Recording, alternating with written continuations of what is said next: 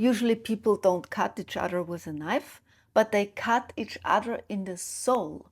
They cut each other in their whole personal sovereignty, giving you advice you haven't asked for. 2, manipulation, mind control, brainwashing, gaslighting, and all the heavy stuff.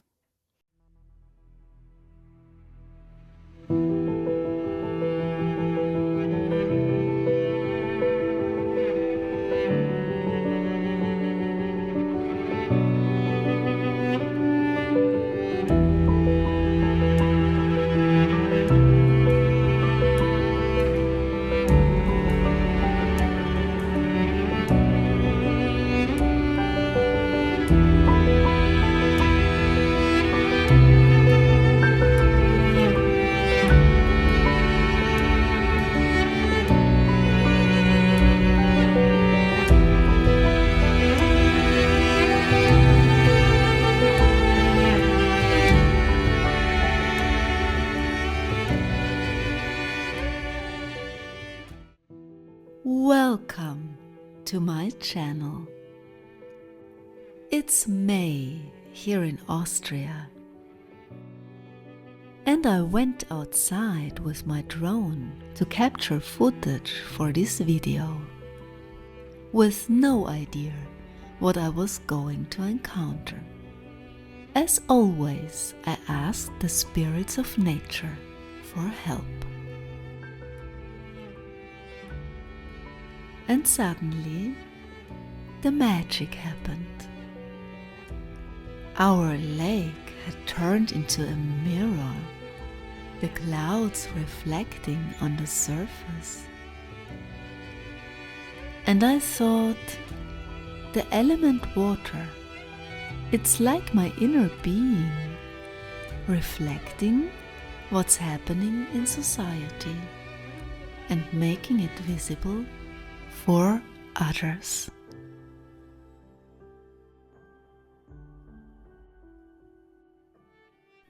I look back at many years of experience with conscious communities. With this, I mean all group settings, which are driven by values, consciousness, meaning, spirituality, self-development, or coaching. I even founded and led such groups by myself. When I talk about the dark side of conscious communities, I have to stress their benefits at first. In our times, people are craving soul spaces, to be in contact with magic, to be in contact with meaning, values, inner depth. Because we miss this in our modern and postmodern society, which is materialistic, dry, rational. People are craving soul spaces, conscious spaces. And this is, at the same time, where the problem starts.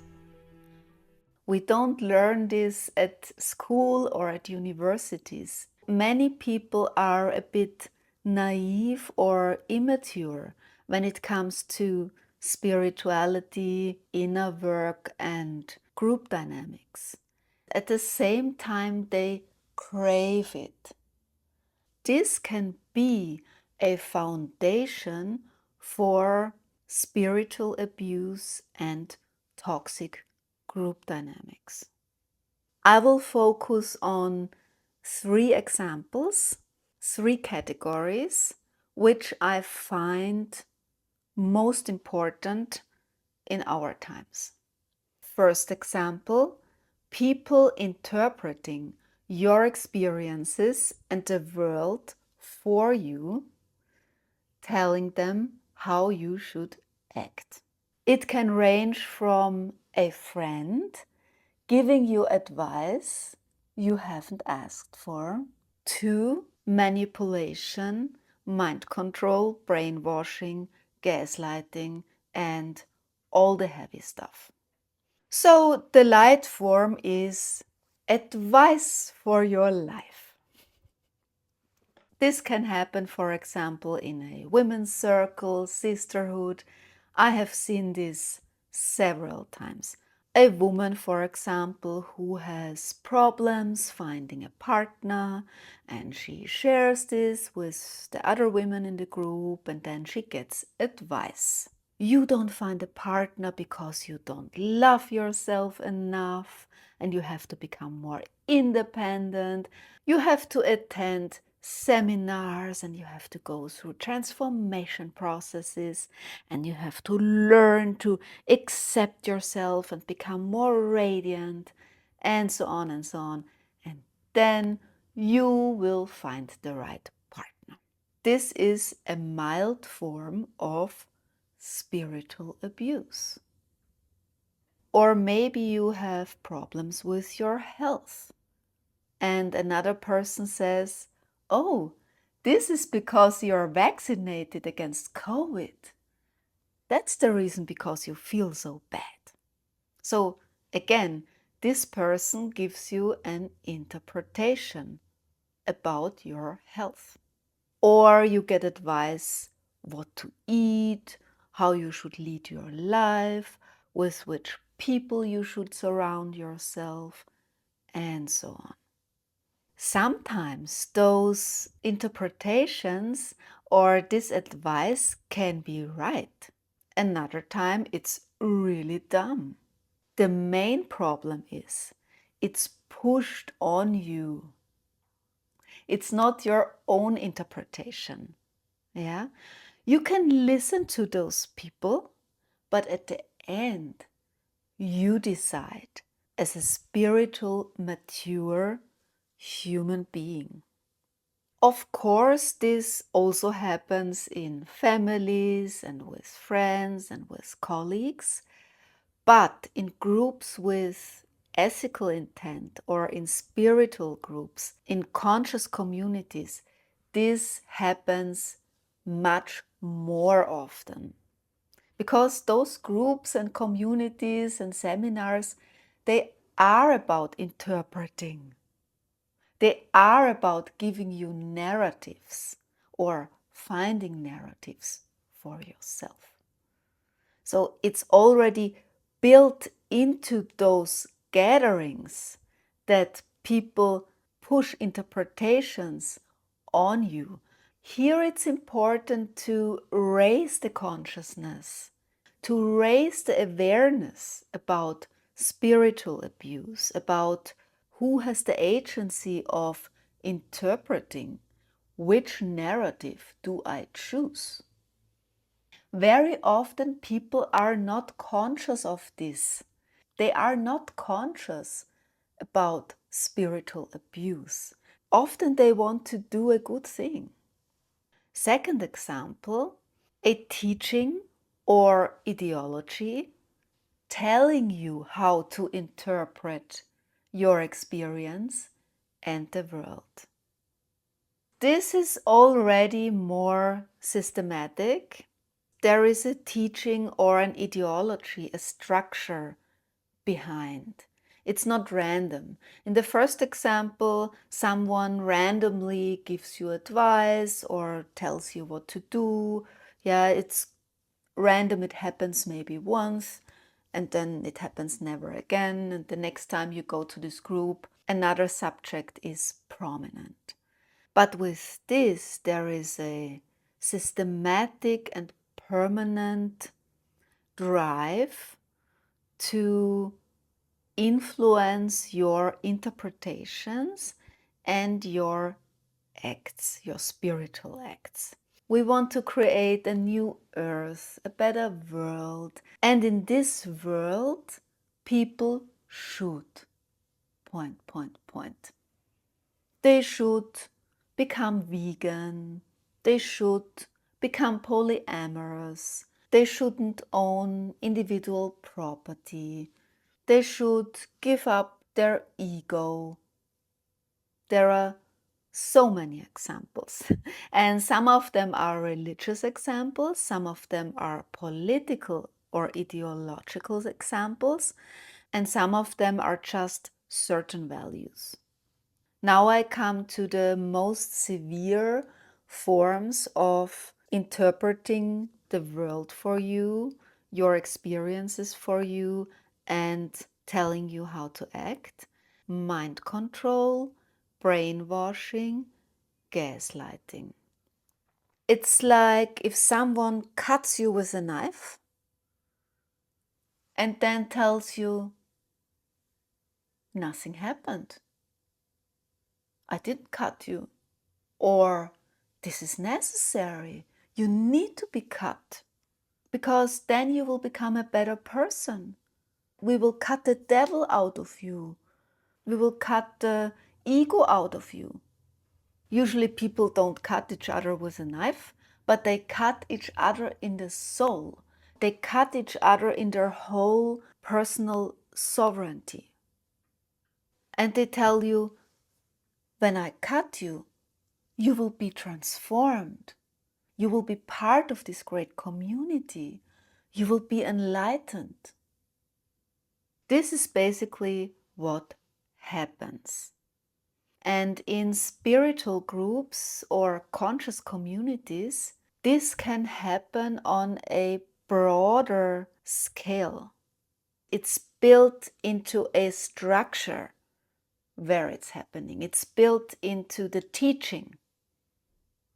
Those who become victims of gaslighting, mind control, they are at the same time the bullies, bullying others. So it goes in a circle and it controls the whole group. An example for a typical narrative in such a group can be your pure soul. It doesn't feel anger. It doesn't feel hurt. It doesn't feel sadness. It's only your ego, your bad ego, which feels hurt, which feels angry, which feels harmed. Or it's your shadow. It's your narcissism. It's the devil inside of you. There are so many narratives trying to tell you why your natural response to something, your natural negative response to something is wrong. What happens if you believe this?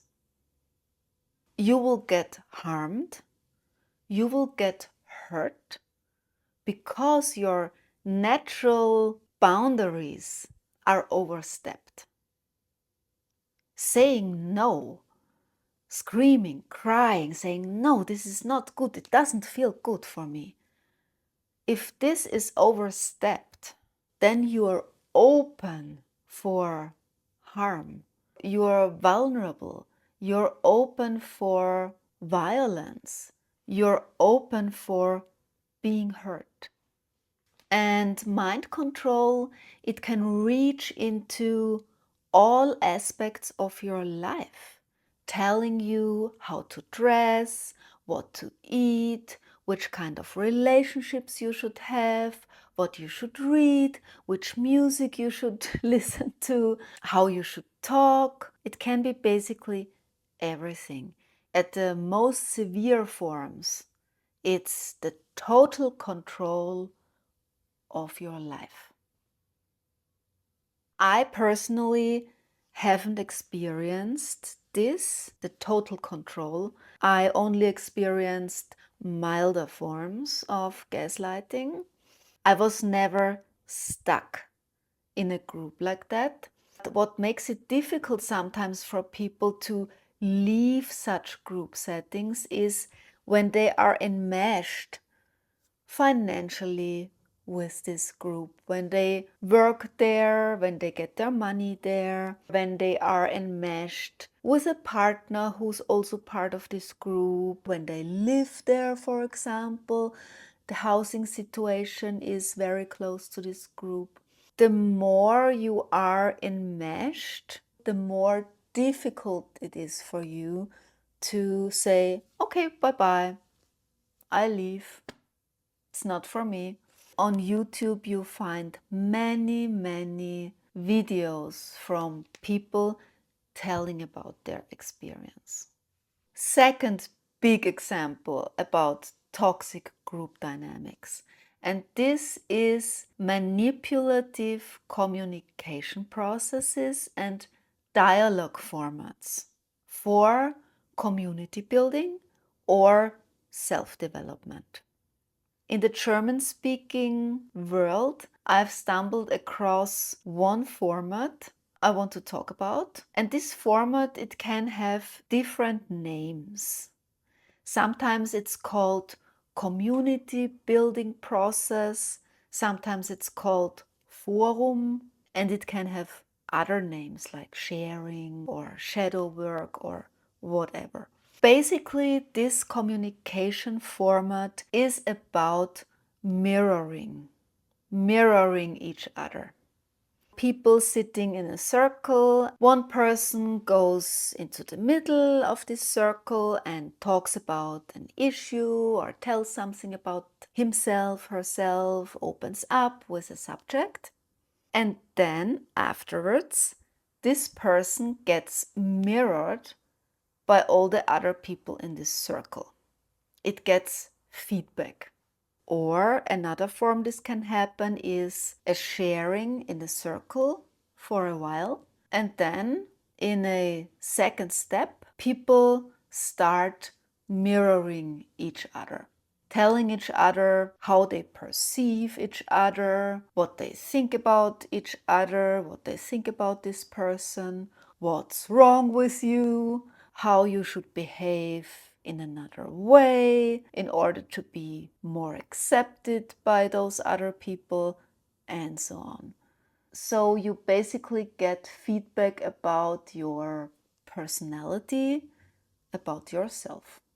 This can be a valuable format in a group if it's conducted in a conscious way without disrespecting the personal individual sovereignty. But I have seen very often that this format can go wrong, even terribly wrong.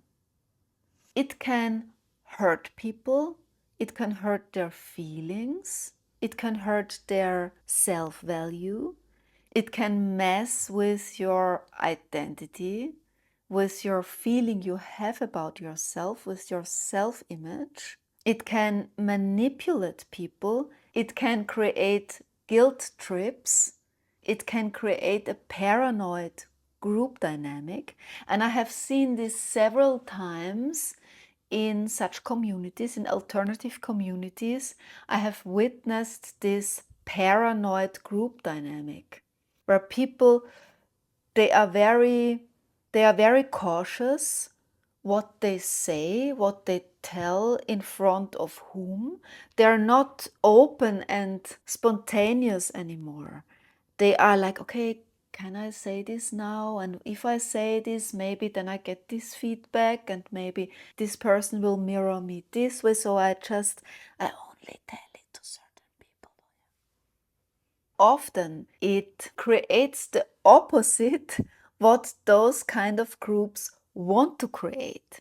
They want to create usually openness, everybody loving each other, everybody being part of this community and people being very open. I have witnessed several times that this kind of dialogue, communication concept creates the opposite, exactly the opposite. People becoming paranoid, people not trusting each other, people shutting down, and at the same time creating an artificial group identity, personality.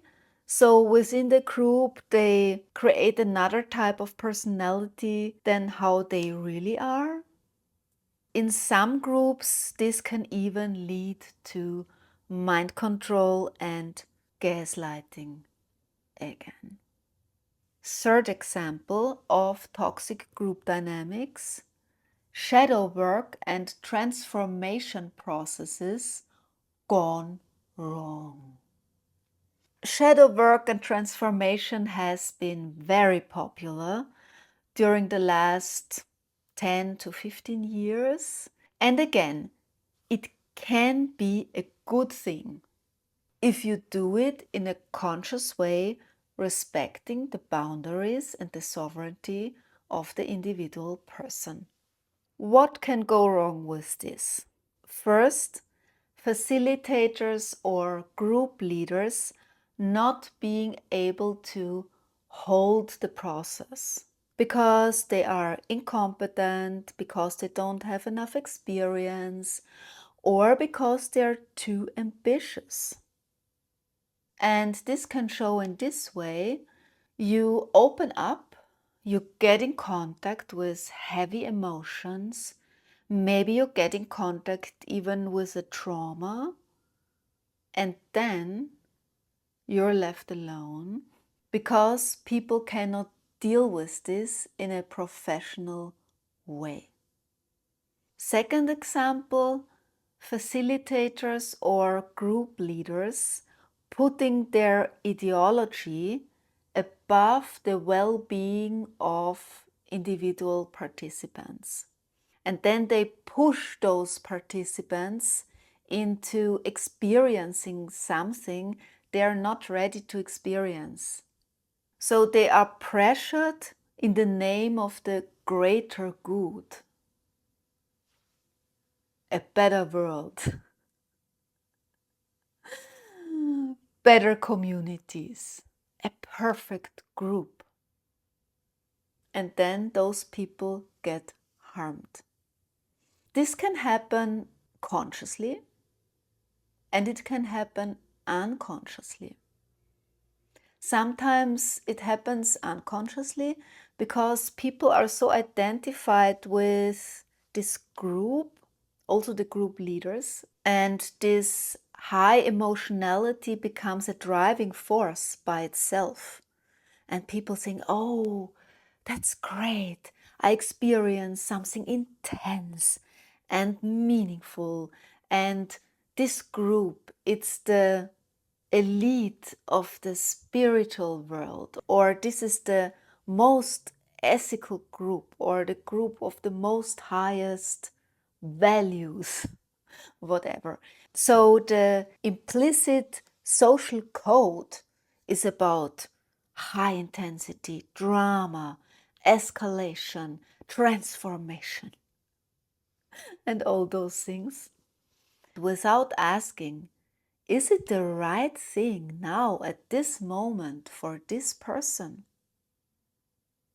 Third example, people of this group, and this can be the facilitators, the group leaders, but also other participants, are not discreet with what you're opening up with. In contrary, the information you shared about yourself, intimate information, they share outside the group with other people. You know, have you heard this person participating in this group? She told about her issues in her marriage, or she told about her health issues. Did you know that? So this happens. What can also happen, even worse, is that they use the information you revealed about yourself against you at another time. They use it against you to control you for personal reasons, for power reasons, maybe even for financial reasons, for ideological reasons, for political reasons. This also happens. For group dynamic reasons, and so on. And in cults, this happens on a regular basis. So this is a very long video already, and I cannot go into detail what you can do to protect yourself. I can only tell you some quick things and refer to other videos. I already made a video about spiritual sovereignty and what you can do to strengthen your spiritual sovereignty. Second thing is listening to your boundaries. Be aware of your boundaries, value your boundaries, and I will probably make a video about this in the future. Third thing is value yourself, value your own experiences and also your natural type of spirituality. Self-worth and self-value makes you immune against those kind of spiritual abuse. Now I come to the end of this video, and at the end of my videos I usually talk about the symbols of this video. And for this video I have 2 tarot cards. The first tarot card for this video is the Tower. The Tower symbolizes old toxic structures breaking down and making place for better structures and better systems for you. This card is about healing, transformation, salvation, and liberation. It's the liberating fire. It's a fire card. And the 4 discs, they stand for your boundaries. It's the protection of your boundaries. So it's the opposite to the other card. The other card symbolized the bad system breaking down. And this is the card which symbolizes the system or the boundaries, the fortress, which saves you, which is good for you, which protects you. Yeah, so that you are not harmed. This card, the 4 discs, it's the element earth. Your boundaries you feel with your body. You feel with your natural instincts and feelings. And at the end, I want to encourage you to believe in your own spiritual sovereignty, to be in contact with your own soul space, to be in contact with your own interpretations of your experiences and the world, and to choose your actions by yourself. This not only protects you against harm and spiritual abuse, this is deeply fulfilling. Thank you for listening. I would do it all again. I'd pick up my shoes and I'd run with my hand holding tight under yours like your anchor in me, so I don't fly away with the wind.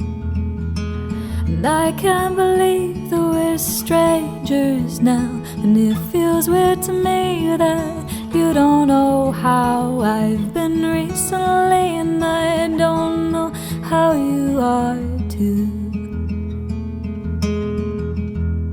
But I would do it all again. I'd pick up my shoes and I'd run with my hand holding tight under yours like your anchor in me, so I don't fly away with the wind. And I can't believe that we don't talk now, when you are the one that knew me inside out. And I've yet to find just how to prise you from under my